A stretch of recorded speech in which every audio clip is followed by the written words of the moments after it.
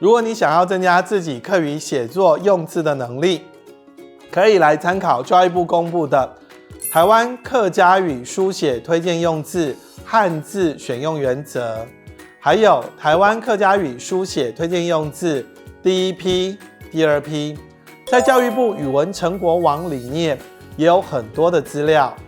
接下来我们就利用考试的题型来练习一下，从简单的短句开始。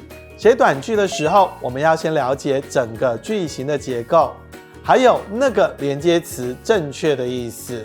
比如说莫讲就是华语的意思就是别说就算是，莫讲像阿妹袂顾生囡儿，就是阿爸来顾，未做得顾到当好。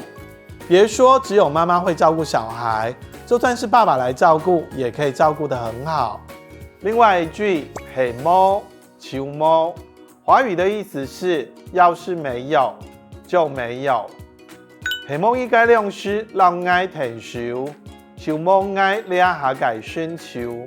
要是没有你那个时候帮忙我，就没有我现在的成就。再来，我们进行短篇写作的练习，差不多要写30到40个字。比如说这个题目。